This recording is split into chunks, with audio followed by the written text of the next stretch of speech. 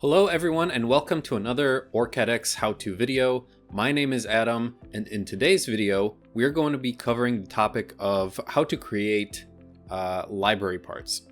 Now the part that I've selected for this video is actually a USB 2.0 interface from Microchip.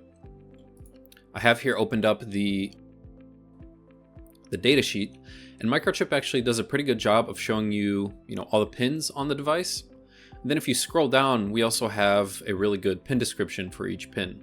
So, what the name of the pin is, what the pin number is, as well as, whether it's an input, an output, an I/O, or if we keep going down, there's some analog I/O pins, as well as power pins, right? Power and ground pins. So these are important because when we're creating our symbol in OrCAD X, we can use that information to then, make our pins a little more detailed. So before we start making the symbol, let's take a look at where we're going to be placing the symbol. I already have this bb.olb. BB stands for Brainboard, which is just a project that I'm going to be working on the side here. But if you don't know where to place your schematic symbol, I'm just going to do a right click and select Open File Location. Go into your workspace, and in the Library Symbols section, you can select any of these OLBs to add to your active project, or you can even create a brand new OLB if that's how you want to organize, the different symbols which you create from scratch. In my workspace, SPB Data, CDS Setup, Workspace, Library Symbols, I have this bb.olb. And then when I start adding symbols to it, I should be able to find those in my Component Explorer. So let's right click on my OLB and select New Part. Now the part prefix, since this is an IC, is going to be U. And then we just want to copy the part name from the datasheet or from the copy.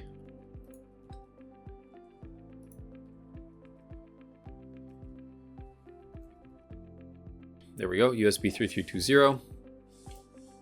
Now for the PCB footprint, go ahead and leave that empty because we're going to be assigning the footprint through Component Explorer. And then you can leave it as a homogeneous and part numbering alphabetic. Press OK. So here's our untitled part. Let's go ahead and start adding the pins as they are shown in this datasheet. Now, we're not going to worry too much about naming them correctly yet, and I'll show you why in a second, because there's a much quicker way to do that. Now, what I'm going to do is actually move this off to a second screen here, just so that I can view it on the side. And then maybe through some fancy editing, we can put it up in the top right corner here so you guys can see while I'm adding these pins here. But this is a 33 pin device. So the first thing I'm going to do is just make this outline a little larger so I can fit all my pins.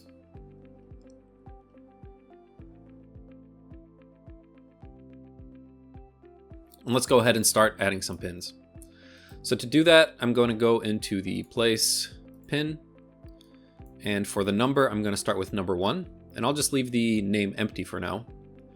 Now for the shape, a line is usually a longer line, while short is basically just a shorter line that you can use for placing the pin. If you have a preference between one or the other, go ahead and stick with that.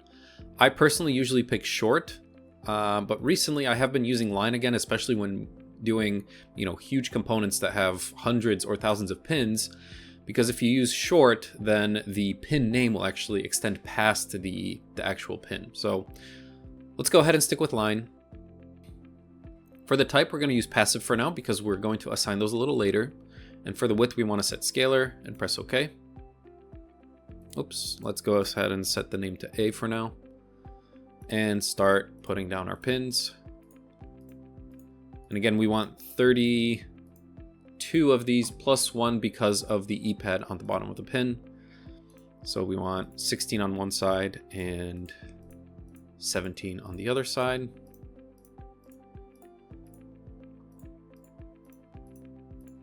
There we go. I'm going to move these down just a little bit because this pin 33 happens to be our E-pad. Now I can either click on every pin and change the name through here. So pin 1 would be our CLK out pin. it's a bit of a long process. But the easiest way to do this is actually click on this edit pins, and we get to do this in table view. So again, hopefully here we can show that preview of the part. And then what we're going to do is just type in the pin name. So the pin 2 is NXT, and press enter. And that will automatically go into the next row in our table. So we're going to speed this up and just go through each pin and assign the correct names.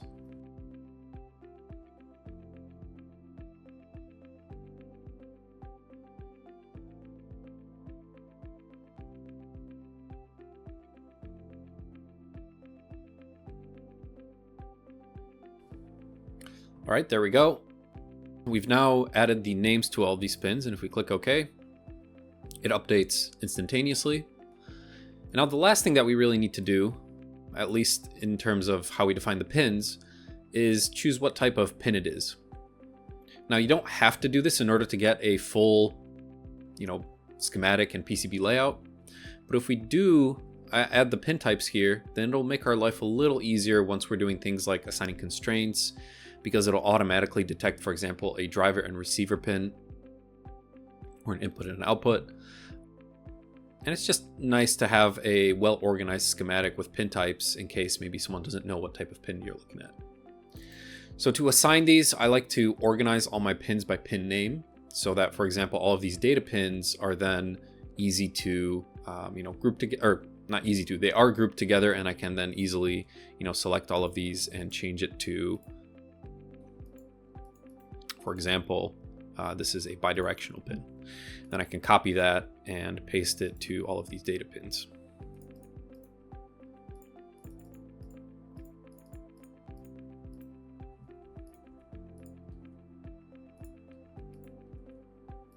There we go. Paste, paste, paste.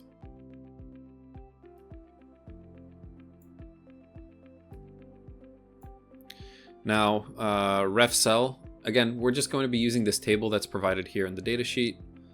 So we'll go through each of these pins, so clock out, NXT, etc., and set it to output, input, IO, etc.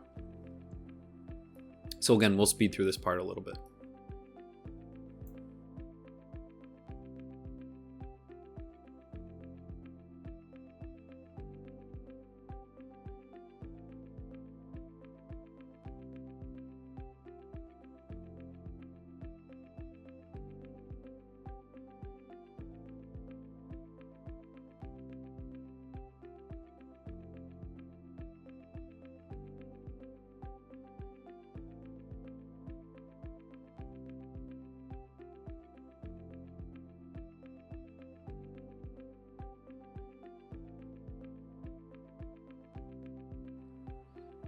All right, there we go. So we finished applying all the pin types.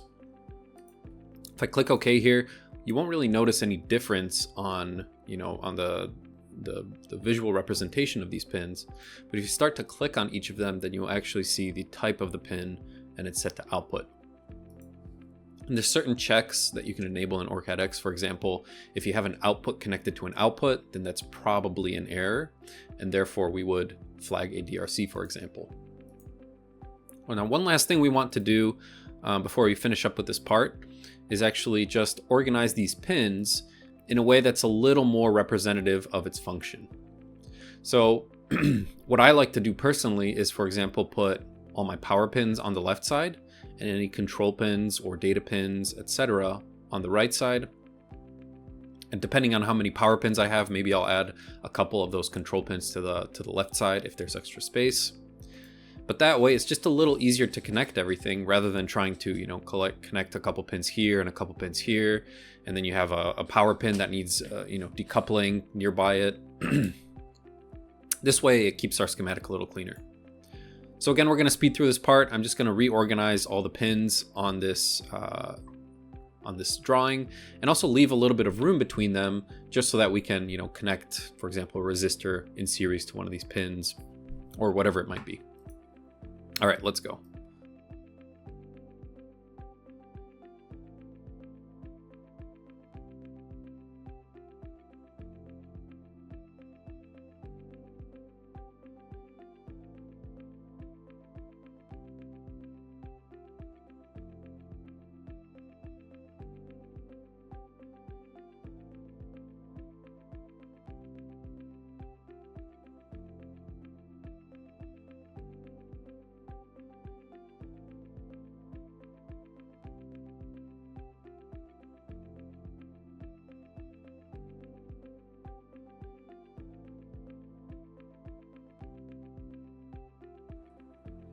All right, there we go.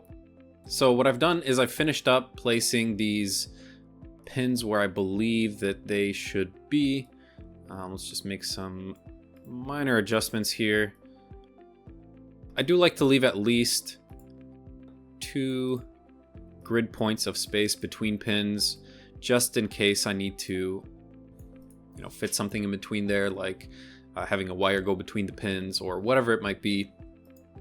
It just, in my opinion, looks nicer on the schematic when you have a little bit more space, and also is just a little easier to work with. For example, again, if I place like a resistor here in line, then I still have some space between those pins, without covering up another wire or whatever it might be. So yeah, I did break my rules just a little bit with placing the VBus pin on the right here, but that's because this is a USB interface here. So we've got the VBus, D positive and D negative, as well as the ID pin that's coming off of the USB connector. And then here is just some other power nets that are going to be connecting from the board. The good thing is that you can try something, and then as you start laying out your schematic, you can make adjustments. And who knows, maybe I'll make some adjustments to this. But basically, we place the pins where we want them. All we want to do now is add a rectangular outline to, let's make sure our grid is on, to this symbol. And there's our outline. And now let's go ahead and save it. So I'm just hitting Control S on my keyboard. And then we want to be able to use this in our Component Explorer. So let's go ahead and jump into Component Explorer. I'm going to go into my ICs and we're going to make a new part. So right click, new component.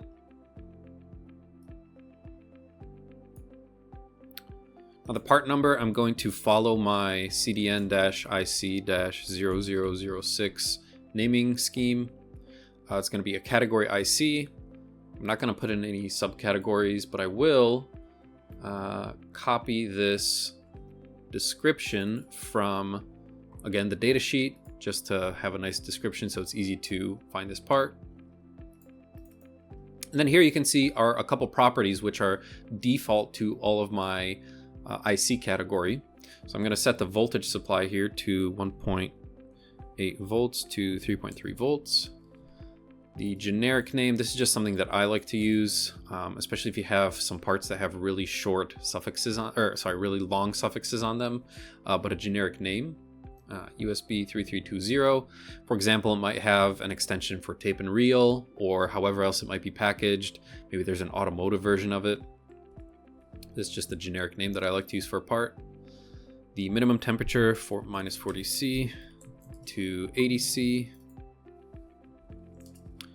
And then the height and the package. So let's jump into the data sheet again, and we're just gonna find out what that is. This is a 32-pin QFN. So 32-QFN, and the height, according to my data sheet, is sideways, so I have to tilt my head, but it's 0.85 millimeters. 0.85 millimeters. All right, last thing to do is to assign our schematic symbol. So to do that, go into this model section, click on the attach symbol. Now here is our BB library, which we've been working in, or the OLB, which we've been working in, and simply just check on this checkbox here to attach the schematic symbol which we've created, and then click save. And now, if everything goes well, we should be able to place the part on our schematic. Now we're not going to worry about a footprint yet. We'll talk about how to make and attach footprints in the next video. Right click place, and there it is on my schematic. So now you can see that since we set some pins as input output or input out or IO bidirectional, we now have these really nice pins that indicate whether or not it is an input.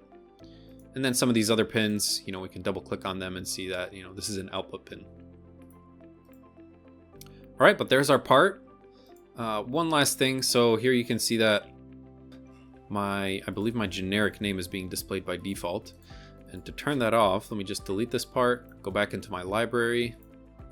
And if I look on the right side here, where it says generic name, it says to display the value. I'm just gonna say, do not display the generic name. We just want the value to be used for this part. So let's go ahead and place it. And there's that value, USB 3320. So now we have a nice looking part on our schematic. We can move on to, you know, adding resistors, capacitors, wiring up the schematic, and so forth. And that's it. Hope you guys liked this video. If you have any questions or comments, please let me know below. If you have any recommendations for future videos that we should make, also you can let us know in the comments. And I will see you guys for the next video where we're going to be creating the footprint for this part. All right, thanks again for watching. Bye-bye.